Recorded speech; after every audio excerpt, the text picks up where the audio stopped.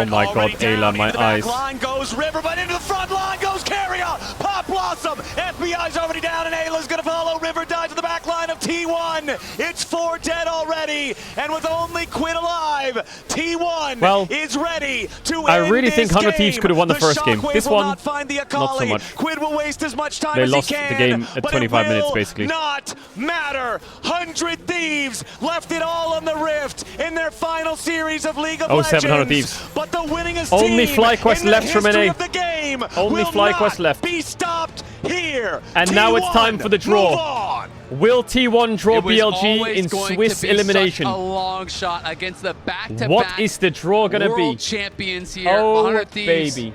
As you said it, they left it all out on the Rift. They played aggressive. Oh, They baby. played to the best of their ability. They came close at moments, but T1 always Man, I think building they just those need to- edges, especially in this second game. I don't Full know. control, Was a nice played try. towards the objectives, had great setups, and the killer instinct that they had to find these picks in the key moments really did separate the two teams. T1 will move to 2-2. They still need another series to make their way towards the quarterfinals. But what a valiant effort from the Thieves. These players put everything onto the Rift, and what a showing it has been. And you can hear the crowd cheering for the Thieves. Their final heist now coming to a conclusion. Up against a team, the caliber and the Farewell, pedigree 100 of Thieves. T1 to stand against them and Farewell. play that aggressively, that fearlessly. You've got to be proud of what they left on the Rift here today. Analysts, what are we thinking? I think it's World Championship and T1 always finds a way here, but the Thieves did not make it easy for them. I understand the frustration on the face of 100 Thieves here, given the year they have, given the comebacks that they went through to make it here today, with the run and the teams they had to face off against at Worlds. It can only be frustrating now. There's no better way to go out than that. It was an absolute banger of a series. One of those times where if you just look at the scoreboard, if you look at the nameplates, it's just not going to do it justice. This was a back and forth. This was an extremely, extremely hard-fought victory here for T1. And I think there'll be a lot of question marks for them, even despite the plot armor going into the series tomorrow, because if you're an average fan, I think it was 100 Thieves. They might not have stolen the win, but it did steal a lot of hearts for that final series. Yeah, I was really surprised actually to see, because obviously everywhere T1 go, they're always the home crowd, right? Even here in China a lot of times.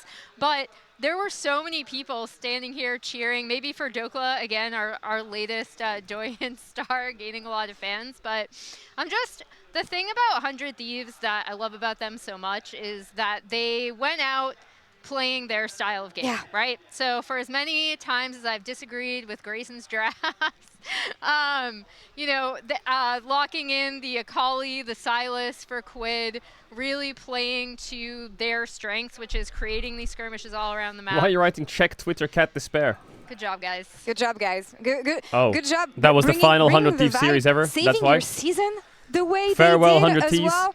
I have only admiration for 100 these Thieves is players, for gone. the way they fought. Inspirational There you thoughts go. here on your side, Emily. And I won't sing it. It's a thing from my way. I won't sing it because I will actually get emotional, unfortunately. And Yeah, don't do that. Emotions are bad, guys. Don't have them. But I love this 100 Thieves team so much. Thank you guys for everything you've done all year. You've been amazing to watch. Of course, we're going to hear more about them a bit later, but Chronicler focusing on our current world I think they can be proud of their champions gameplay. here, T1. They advanced to the next round, as I was saying. They always find a way. They did it again today, and it came off the back of Owner once again. Yeah. Yeah, and for me, there's a very clear number one, which obviously is Owner. I think Guma had a solid series as well, but, you know, being an AD carry in T1, we all know that, you know... It's the two junglers of T1, as I call them. It really is the two junglers of T1, because Keria has just been absent this world, so unfortunately, that was for me the biggest gap today. I think Doran, unfortunately, we are again seeing those shades of international Doran. That Flash in particular is going to feel very reminiscent of some of the struggles he's had in the past. And then Faker, I think kind of the same as in the LCK, where he's just as likely to get you, unfortunately, in a deficit, because his laning phase really hasn't been up to par, as to actually win you the game. Because we can also look at a couple of the plays he had on both the Taliyah, and I'd argue some of the plays on the Orianna as well, the topside catch, for example, where they weren't able to burn him down. But T1 don't look that good, right? They looked way worse than they did domestically in the LCK playoffs. Let's not forget, this team brought Gen G the distance, the 5, Gen G! What the fuck is this? ultimately, right now. It's just form. I think with a lot of the drafts we've seen, there were one or two where you could just specifically point to meta read or draft. But for me, it's just the gameplay, right? Like Caedrel has thus far, I think, had one of the weakest tournaments maybe that he's had internationally ever. I think he's really struggled to have an impact. And for all of Caedrel's, extreme highs and sometimes experimentation that doesn't work out, something he rarely lacks is an impact. And I think that is something that would worry me. That combined with the fact that both solo lanes are certainly not having the best of times right now. I think if you're a T1 fan, you're very worried going into tomorrow. And I think even Owner boot up the draw. to see him kind of buckle. The smite steals, it might be okay, a boot up the draw now. But Owner normally is a guy that you can trust with these, right? Tomorrow's so games, chat, are going to be... He's pretty telling to the state T1 is in right now. And it's funny because at the beginning of Worlds, he came in an interview saying that, guys, I took you guys there. I want to chill now. I want to be the one relaxing. I want you to do the dirty work. But so far, it has been Owner's Rift and him finding the opportunities for T1 to win game. And he is the Oppo player of the series once again for T1 today. Yeah, and I thought so many of the crucial team fights that they had, starting with this one, we already covered it after game one. He's always just at the center of it, right? He does so much to set up these fights for the rest of his team. I thought his response to, I doubt it's in the highlight reel because people probably I think Guma was really consistent. But his response to Rivers Faker was clutch. Really smart. And Owner had some good team fighting. Aware of what the opponent wants to do, keeping track of it, and then again, his team fighting with this team just sets up so much. For me, Owner is, when it comes to the LCK, the jungler that does skirmishing the best. His sense for where he needs to be in the engagement. You can see it if you slow down some of his Jarvan fights. It feels like he's fighting on multiple fronts at a time, which I think is insanely impressive. And again, shout out to Guma as well. I think that he was the utter stability that they needed when the rest of the series was extremely volatile. It has been really difficult for them so far. Similar to BLG, if they want to find solutions, they're going to find them now. And now it was pretty close, honestly. But again, it was close until it wasn't. It comes to this clutch moments, these team fights that T1 knows to play around so well. But again, Emily, the solutions they have to come up with tomorrow, they're not going to have a lot of time to do it.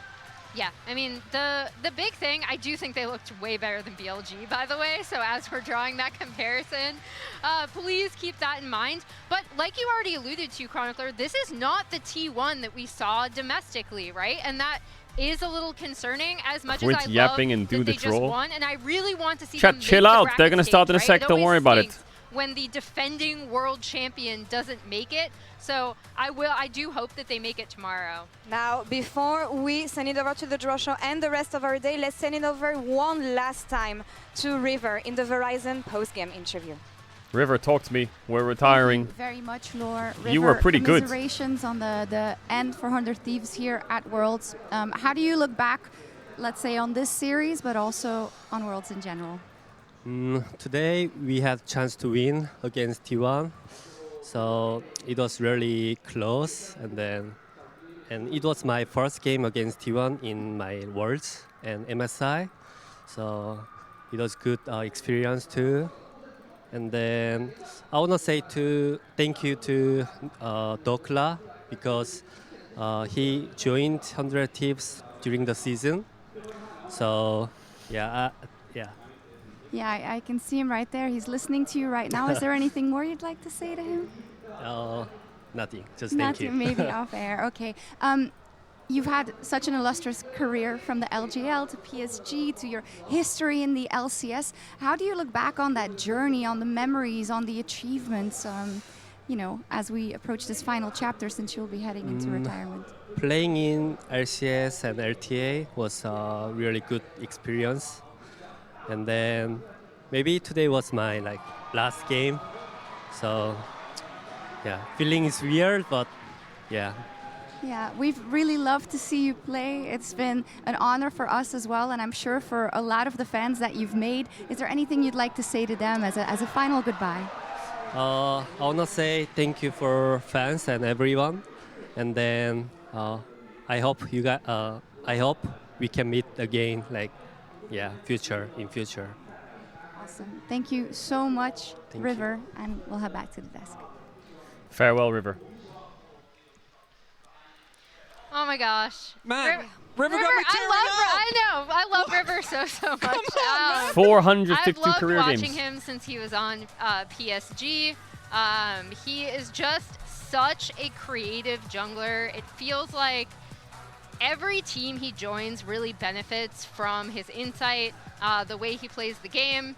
I remember even when he was on bottom LCS teams, he made them look so much better just because of how well he played, dropping camps to always get his lanes ahead.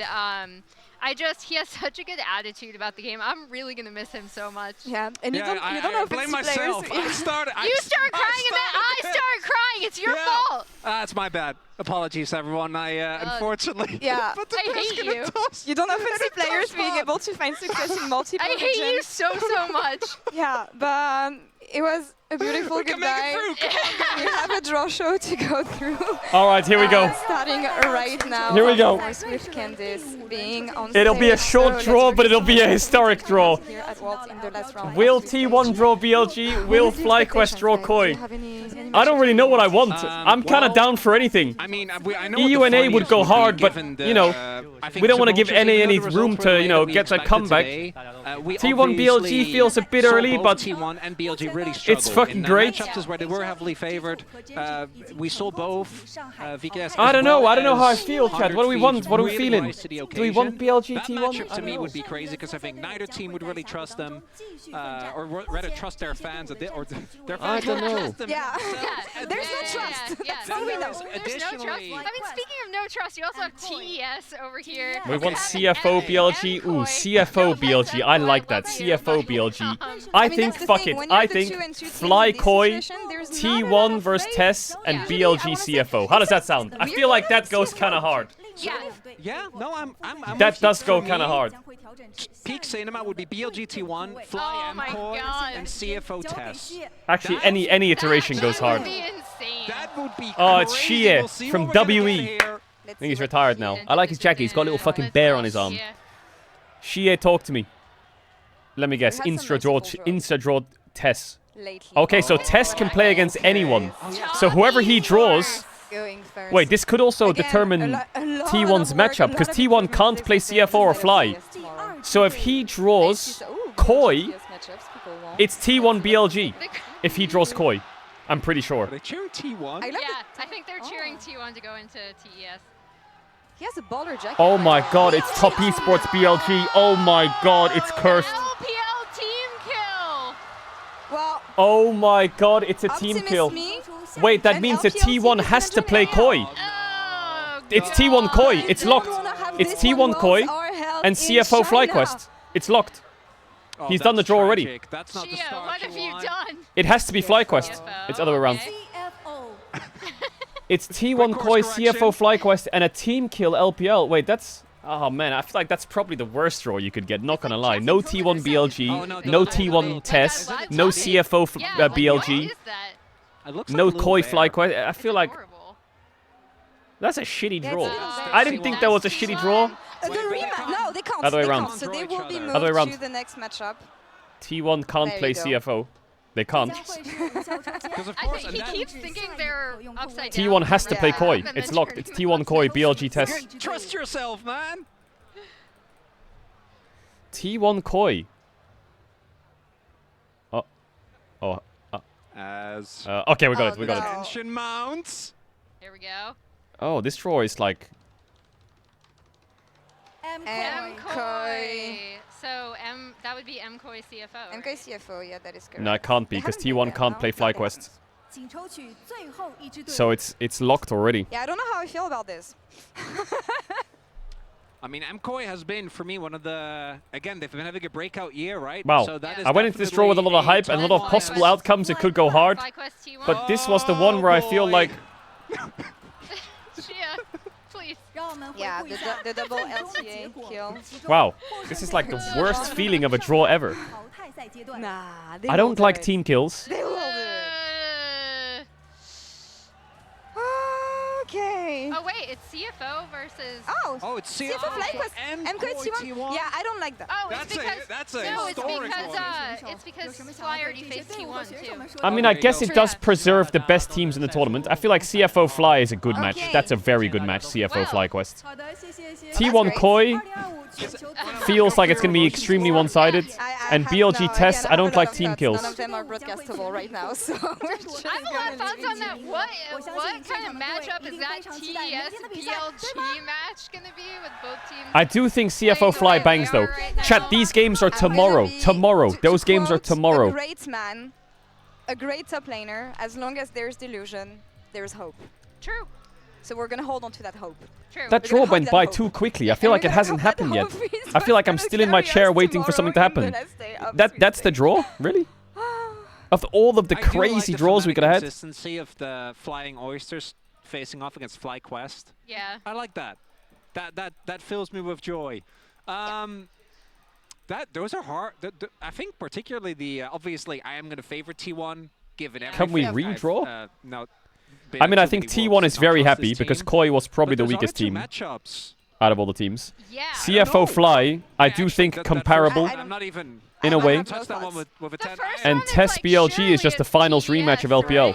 But like, So they're actually good matchups, but for some reason I'm not like jumping out my chair. I mean, yeah, But this goes crazy. The thing is, like, if they play like they did domestically in playoff, it's BLG.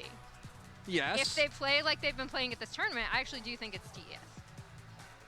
I would agree, but that would require me to have faith That in would TES. also require TES, not to trip over themselves. For some reason, I really wanted CFO versus BLG. I really wanted that. Where is Ox right now? I really wanted that. With me. I know mentally he is. He is. He's with me in spirit. What are your predictions? Well, I think BLG will win. I think CFO will win. And I think T1 will win. And I think our top 8 will fucking bang. Like, the top 8 is gonna bang. The funniest thing ever, my favorite timeline, okay, is T1 beats Koi. They qualify top 8, 3-2. And then they draw KT in round 1, who's a 3-0 team.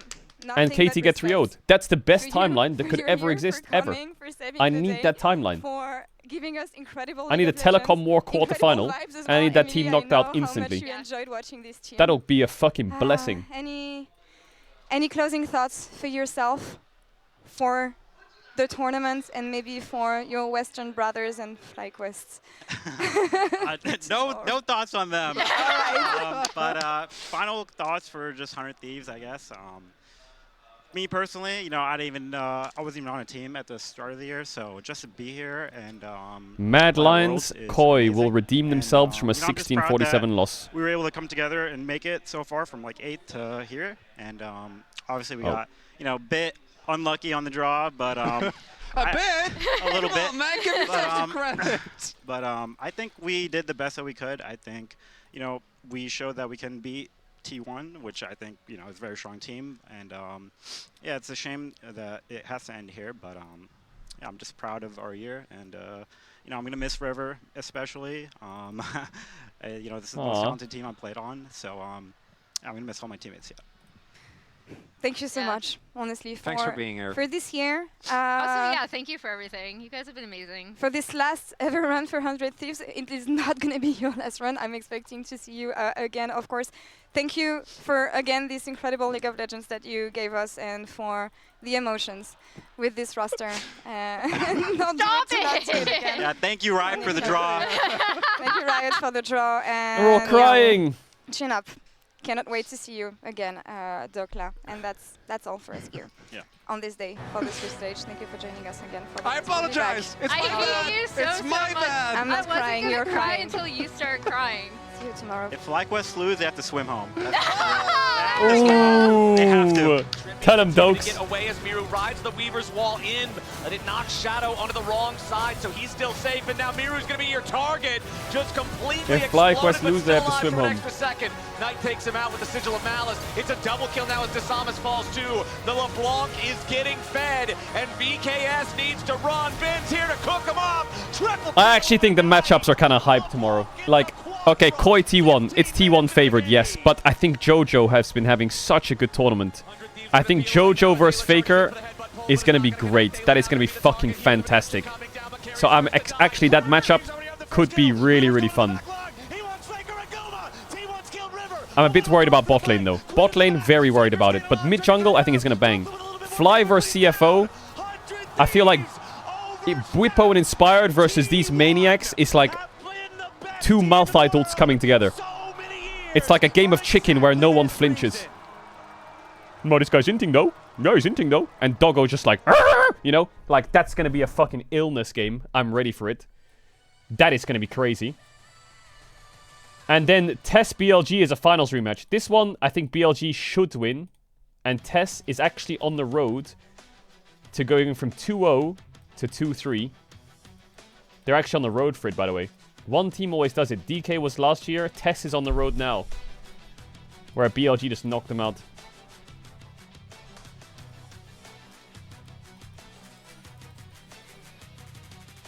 Jojo tweeted light work when they got T1. When they drew T1, he tweeted light work.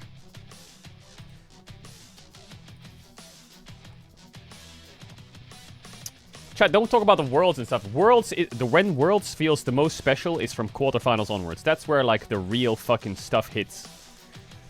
Like, quarterfinals onwards is really where the magic sets in. Now we're just getting through it. Now we're just fucking grinding it. Oh my god. I hope... okay, so here's my hope. T1 win. Well, not hope. I want Europe to win. But this is the timeline I need. T1 win, CFO win, BLG win. Quarterfinals round 1. T1 KT.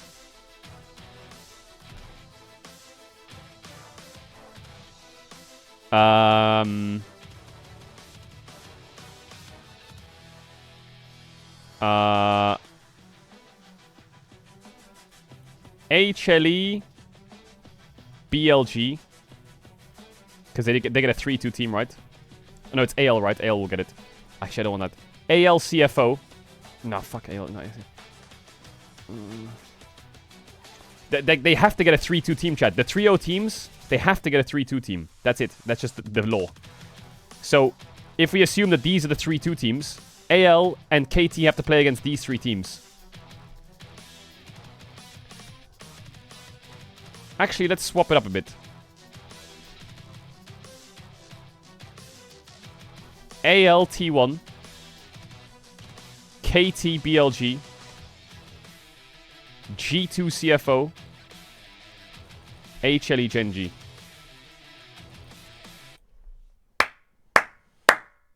That would be a fucking draw. That would be a fucking draw. Now, those quarters matchups would go ballistic. You might think easy matchup for G2. No, that shit slams.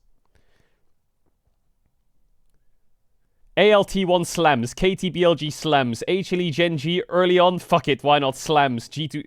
That slams. I mean, you could also do...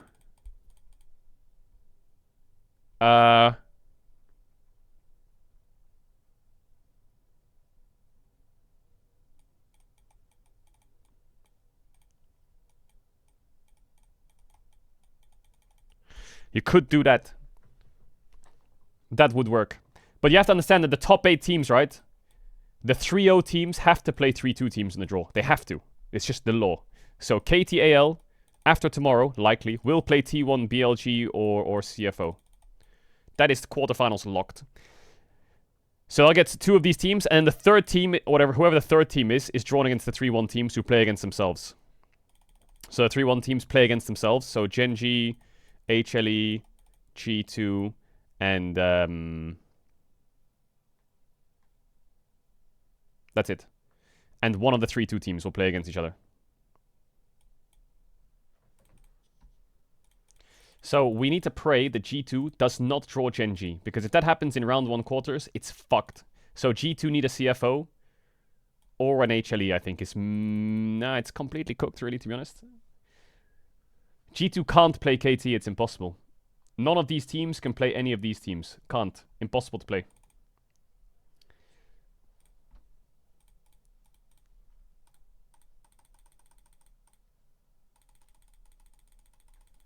Impossible. So T1 could play Genji in quarters. Yeah, they could. In a world where KT draws BLG, AL draws CFO. Actually, let's go through the most cheeks matchup possibility ever.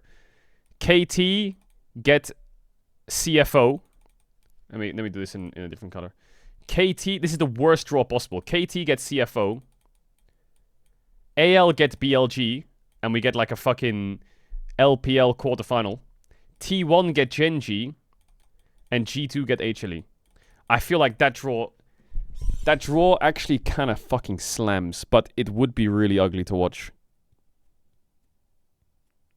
Like, it's too early. Like, this series, region killer, and then this one's not bad. It's either that or it's like KT, BLG. Oh my god, we are in a fucking hard style. KT, BLG. They can't be on the same side of the bracket. G2, CFO, HLE, Genji, ALT1. I feel like that bangs. Maybe I'm European biased, but European biased aside, AL Genji, ALT1 and HLE. Actually, HLE Genji is too early. You're right. Yeah. Okay. Fuck it. Let me remove my EU biased.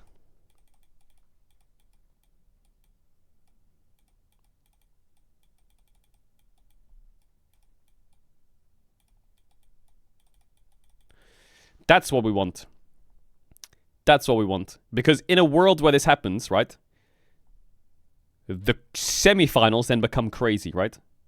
Let's assume BLG wins, HLE wins. On one bracket, you've got the final nut versus BLG in a best of 5 in semis. On the other side of the bracket, you have Genji T1 rematch possibility or Genji AL. Like, you need the quarters to, like, simmer into a semis, you know? You don't want the semis to be fucking loads, like...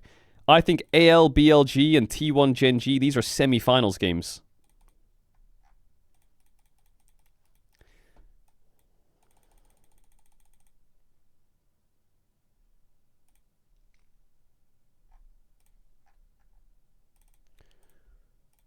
Anyway, we'll see what the draw is. Chat, tomorrow Worlds is back at 7 a.m. CET. I will be live at 5 a.m. CET. I'll be live roughly 2 hours or maybe 1 hour 30 before. 2 hours to 1 hour 30 before I'll be live. We fucking coffee up and we pace up big time. The final day of Swiss is gonna fucking slam. It's gonna slam.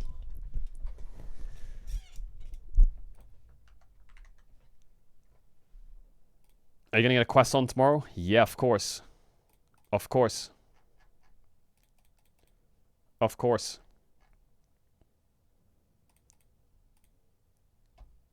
T1 played against FlyQuest, 100 Thieves, Koi, and G2.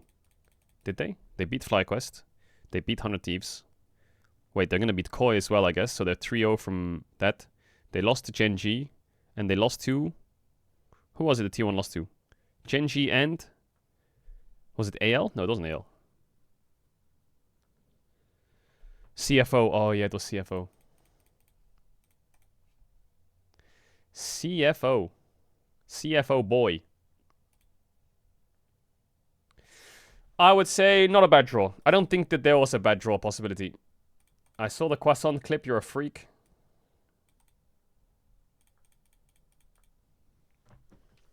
I'm a freak. Can you play solo queue? I can't, man. There's so much to do for next year. I saw the Anivia clip.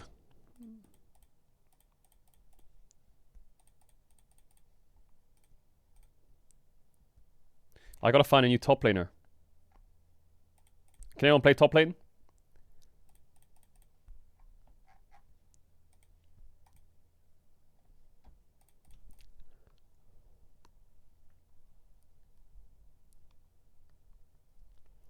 Dokla, should we get big dokes?